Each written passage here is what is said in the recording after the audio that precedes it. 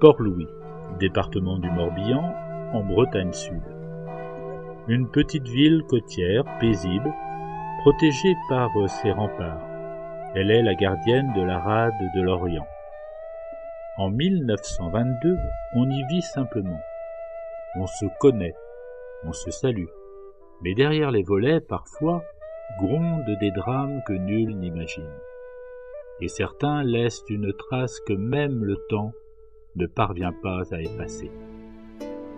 Aujourd'hui, nous revenons sur l'un des faits divers les plus marquants du Morbihan de l'entre-deux-guerres. Une affaire glaçante, terrible. Celle de l'assassinat d'une fillette de 12 ans, Edwina Kerlo, dans l'épicerie même de sa mère, au cœur du quartier de Locmalo, à Port-Louis. Nous sommes au mois de novembre de cette année 1922.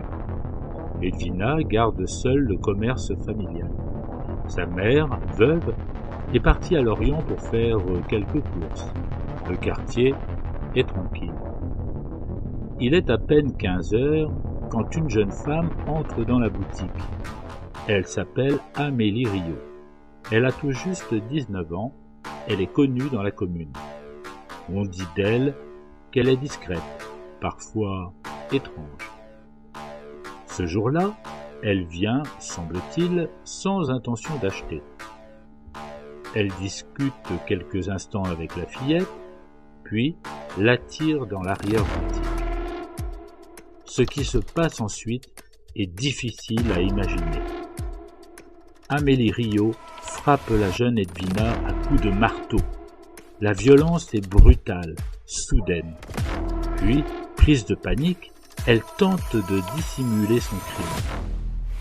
Quand des clients ou des voisins, étonnés de ne pas voir Edwina, comme à son habitude devant le magasin, ils se déplacent et poussent la porte de la boutique. Mais il est trop tard, bien trop tard. Le corps de la fillette est découvert, gisant dans l'arrière-boutique. Au milieu d'une scène qui glace d'horreur les premiers témoins. C'est le choc. L'alerte est donnée.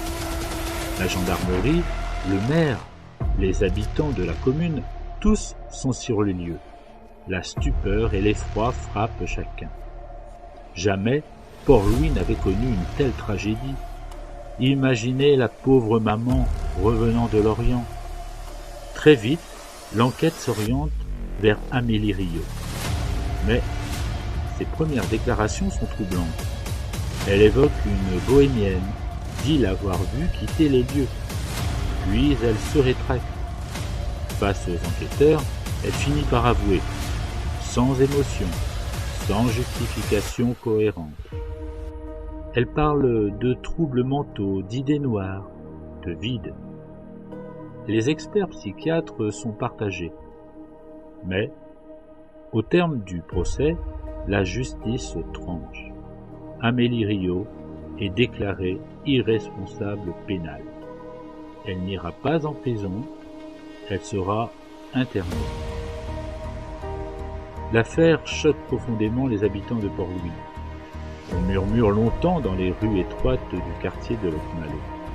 Une enfant assassinée par une autre jeune fille dans une simple épicerie de quartier. Un drame sans raison apparente. Un crime que l'on ne comprend pas et qui, aujourd'hui encore, laisse une ombre sur les pierres anciennes de la ville.